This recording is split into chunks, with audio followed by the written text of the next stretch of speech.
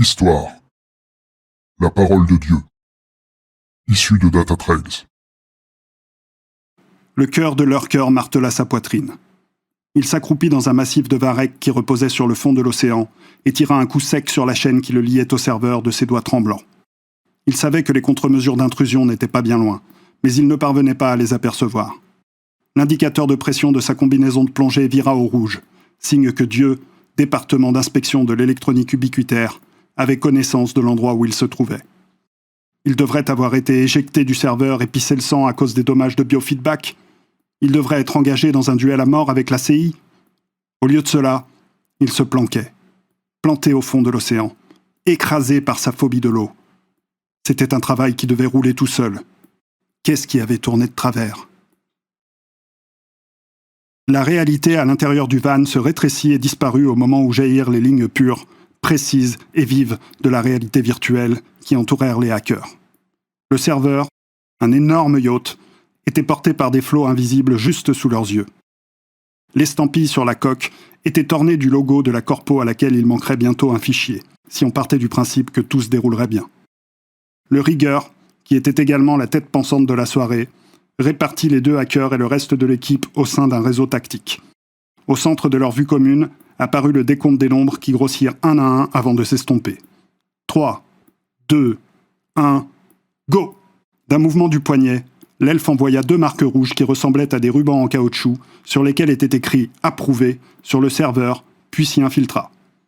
Une fois à l'intérieur, il ne put retenir une exclamation de surprise. Son personnage, comme tout le reste, flottait.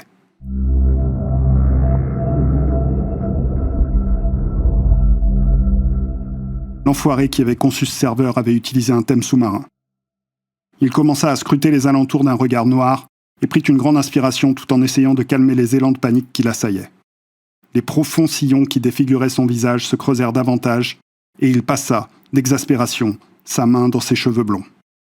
À ses côtés, un jeune humain s'infiltra lui aussi dans le serveur, puis lui fit un signe de tête. Il était revêtu d'une combinaison de plongée sous-marine qui le recouvrait des pieds à la tête, formant une masse compacte de ses cheveux roux foncés. Son visage était en partie dissimulé par un tuba et un détendeur. « Hé, mets ta combinaison avant que quelqu'un te remarque !» dit-il à l'elfe. L'elfe obtempéra. « Très bien !» répondit-il. L'icône d'une tenue de plongée se matérialisa devant lui et l'entoura comme si elle avait été touchée par une main invisible. « Désolé !» grommela-t-il. « Sous l'eau !» pensa-t-il. Pourquoi est-ce qu'il a choisi sous l'eau ? L'eau, ou sa représentation numérique, remplissait tout. Des bancs de poissons colorés frôlaient des drones sous-marins à toute vitesse. Des groupes de nageurs ondoyaient tranquillement, tandis qu'un groupe d'hommes-poissons passait sous une arche de corail sur laquelle était écrit « Cathédrale de l'Archange », avec des anémones fleuries, tout en devisant gaiement. La lumière et la musique qui passaient à travers cette arche confirmaient que la cathédrale était le lieu de prédilection et l'endroit où il fallait être vu.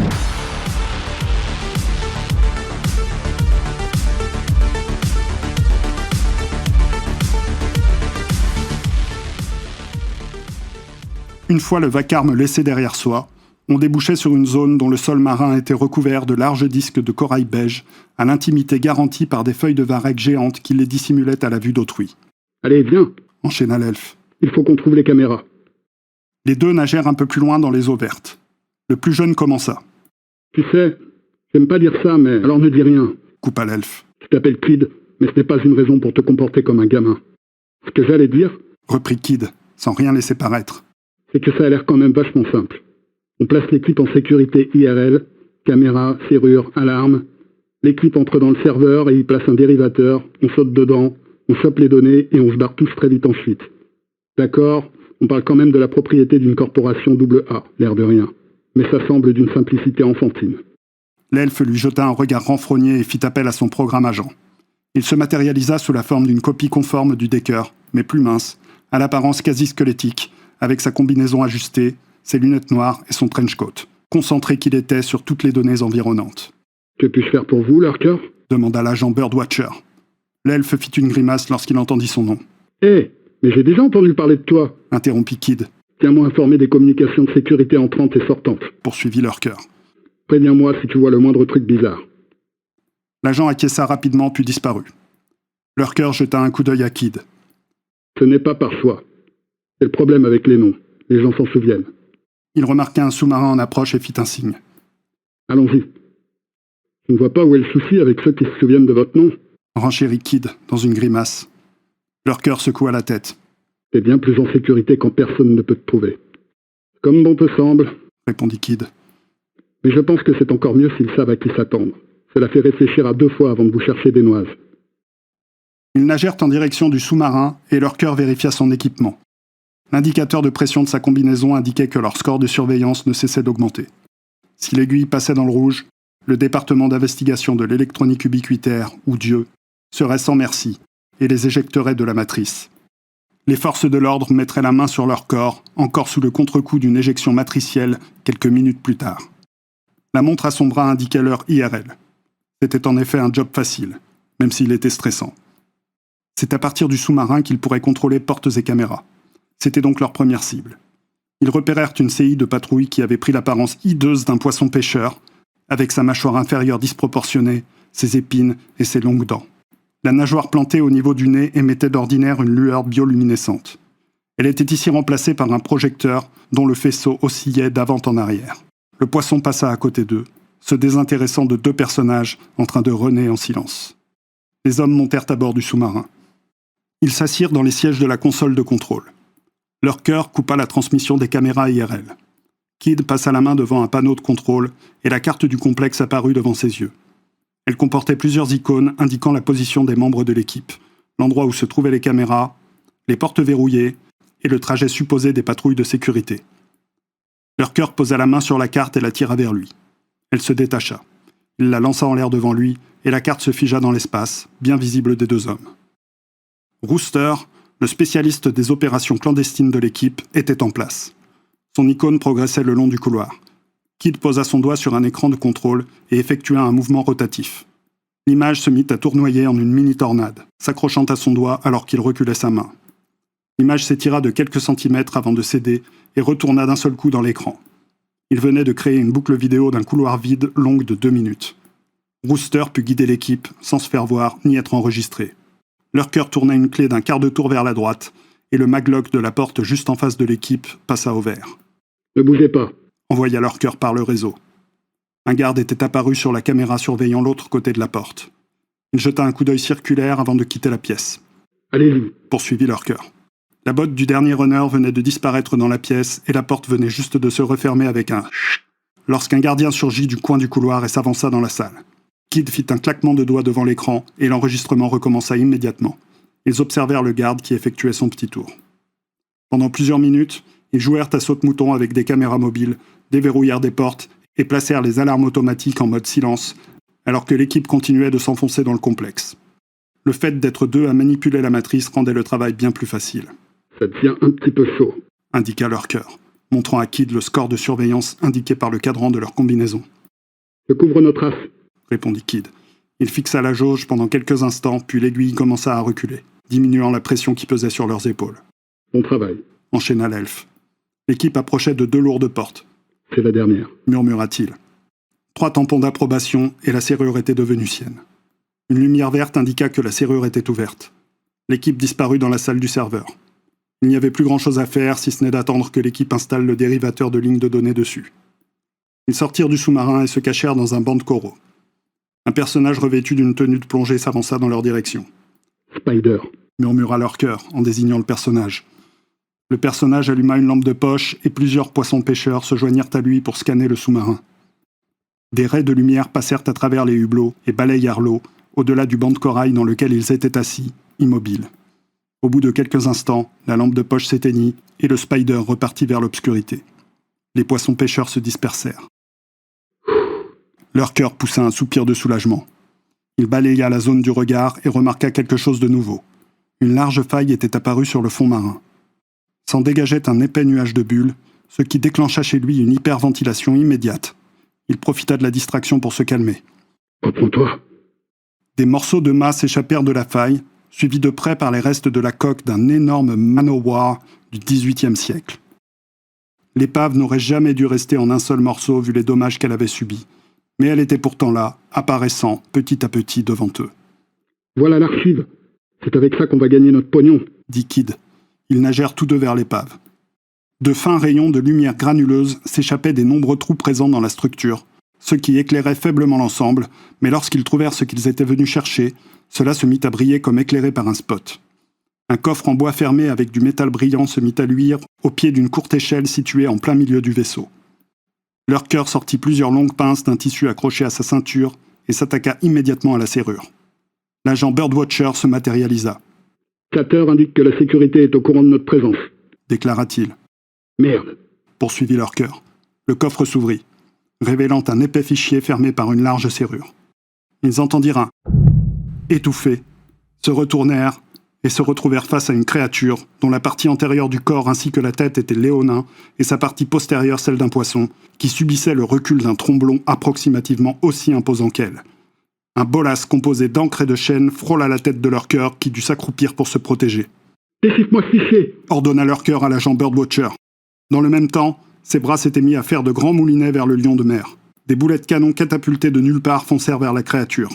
L'un d'entre eux la toucha au niveau de la queue, mais sans faire le moindre dommage apparent. « Chope-le, Spike !» cria Kid, et un chien en plein bond se matérialisa au creux d'une vague en plein milieu de sa main.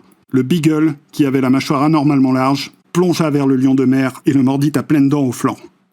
La créature fit à nouveau feu, ratant Lurker de justesse. L'elfe bondit vers le haut avec un grognement et dégaina une épée courte qui brillait de la lueur bleue caractéristique du code binaire. Lurker plongea et son épée s'enfonça dans le dos de la créature. Elle explosa dans un torrent de données qui se dispersa dans les eaux environnantes. Un tentacule de chair enserra l'agent Birdwatcher par le cou. Lurker poussa un juron avant d'éteindre précipitamment le programme de l'agent. Normalement, il ne se fait jamais repérer et n'a donc pas besoin de se protéger des différentes contre-mesures. Il n'a jamais à défendre son deck sur 2 fronts simultanément. Birdwatcher disparut dans le néant et Lurker repéra, puis se débarrassa des marques laissées par l'attaquant. Kid fit un mouvement circulaire de la main en direction de la créature qui approchait, un humanoïde vert sombre, aux yeux noirs et dont le nez et la bouche étaient remplacés par des tentacules. Il se tordit comme une éponge qu'on essore. Lorsqu'il revint à la normale, son corps jusque-là musclé s'affaissa, émacié sous les effets de la résonance du technomancien. Lurker se précipita alors sur la serrure du fichier. Mais un tentacule s'entoura autour de sa jambe, le projetant en arrière. Il examina sa combinaison avec attention et repéra 2 marques de traçage. « Merde !» jura-t-il avant de s'en débarrasser. Kid joignit ses 2 mains, qui formèrent une sphère, et Spike vint s'enterrer à ses pieds. Des fils bleus s'assemblèrent, formant une boule, grossissant et épaississant au fur et à mesure que d'autres fils s'y mélangèrent. Kid lança la boule en direction de la créature tentaculaire. Elle vola vers elle, la dépassa, rebondit juste derrière elle en un épais nuage de sable et de débris opaques qui entoura totalement la créature. Du sang coula du nez de Kid. Un autre lion de mer apparut près d'eux, pointant son tromblon vers Lurker. Avec une détonation étouffée, la chaîne du bolas s'entoura autour de ses jambes. La panique serra la gorge de Lurker lorsque les ancres le bloquèrent sur le sol marin sablonneux. « Ce n'est pas la réalité, Fragger. Reprends-toi !» lui hurlait la partie rationnelle de son cerveau. L'autre partie de sa tête avait cependant du mal à le croire. Les yeux grands ouverts, il lança son épée courte vers le lion de mer, mais ce dernier évita facilement l'arme. Spike aboya sauvagement en direction du lion de mer. Chacun de ces aboiements prenait la forme d'une impulsion électrique. Ces impulsions se multiplièrent, frappant le lion de mer et l'enveloppant derrière une barrière opaque. Un requin de 2 mètres de long surgit alors de nulle part et percuta Spike sur le flanc. Le chien explosa dans un flot de données et de pixels. Les impulsions entourant le lion de mer disparurent et ce dernier arma son tromblon en direction de Kid. La créature tentaculaire et le nuage l'entourant disparurent à leur tour. Puis un étrange bourdonnement précéda l'apparition d'un humanoïde très maigre, à la peau vert pâle, à la place de la créature. Il possédait une longue chevelure noire hirsute et de fins doigts palmés. Il observait la scène au travers de ses yeux jaunes et brillants. Il pointa Lurker du doigt, et un fin flot rose s'échappa de son personnage vers l'obscurité. « Bordel, je suis tracé. » lança l'elfe. Il s'efforça de parler calmement, même si la pression s'était soudainement accrue. L'encre le retenant n'avait pourtant pas bougé, mais il avait l'impression de se retrouver à une profondeur bien plus importante que celle où il était. « Barre-toi d'ici et préviens les autres. » Il réussit à repérer et à se débarrasser des marques de traçage. « Je ne peux pas te laisser là !» répondit Kid, évitant de justesse un autre bolas. Il abattit son long poing sur la serrure qui explosa sous l'impact. « Obéis. Prends le fichier et dégage. Je ne serai pas loin derrière toi. »« Merde !» poursuivit Kid, et son personnage disparut avec le fichier. Le requin marteau passa comme une balle à l'endroit où se trouvait Kid une seconde plus tôt. Il s'arrêta net et se retourna vers Lurker. L'elfe se ramassa sur lui-même et le requin lui passa au-dessus. Lurker saisit cette opportunité pour tenter de s'enfuir. L'ancre qui retenait sa jambe ne l'empêchait pas de bouger, mais il ne réussirait pas à se débrancher du serveur s'il ne parvenait pas à briser la chaîne à laquelle il était attaché. Il se planqua dans un banc de Varek. Il contrôla où était son groupe. À travers le réseau qu'il avait mis en place, il pouvait voir les images de son équipe en train de se tailler un chemin vers la sortie du complexe, à grands coups de rafale d'armes à feu. Kid surprit, sur ses lunettes, une expression horrifiée du Decker qui avait compris qu'il s'était fait. La vue de la caméra fit une embardée vers la droite, en direction de la porte du van en train de s'ouvrir, et tomba sur un groupe de personnages vêtus de l'uniforme de la sécurité, leurs armes automatiques pointées vers les caméras, le faisceau d'une lampe torche et les gyrophares d'un camion blindé proche aveuglant tout le monde. Il y eut des coups de feu, puis une lutte, avant que les fenêtres de transmission ne s'éteignent.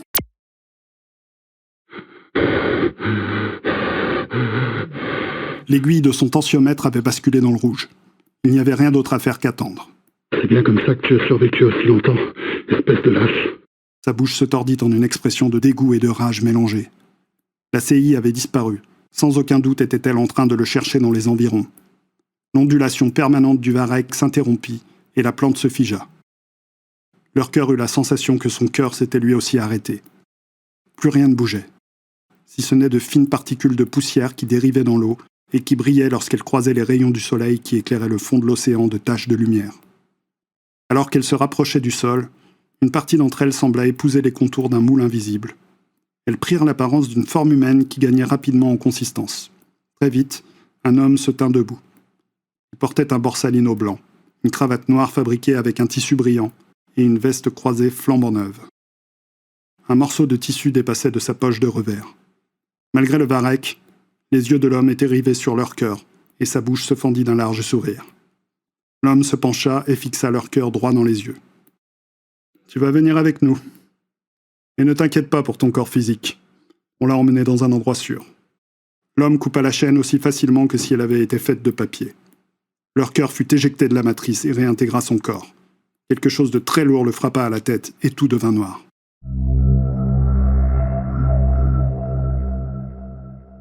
Le Decker avait du mal à savoir s'il se trouvait encore dans la réalité virtuelle ou s'il était revenu dans le monde réel. Peut-être était-ce dû au fait que certains relents de son rêve étaient trop ancrés dans les données qui tournaient dans son cerveau. Mais quand la lumière frappa ses yeux, la douleur qu'il ressentit dans sa tête lui fournit la réponse. Il avait les mains liées de part et d'autre d'une sorte de lit. L'homme qui se tenait à quelques mètres de lui avait la même apparence propre sur elle que son personnage de Hervé. « Te voilà réveillé », commença-t-il. « Finissons-en avec ça. » Il resserra sa cravate. « Je crois que tu sais qui nous sommes. » Il attendit quelques secondes. Devant l'absence de réponse de la part de Lurker, il poursuivit.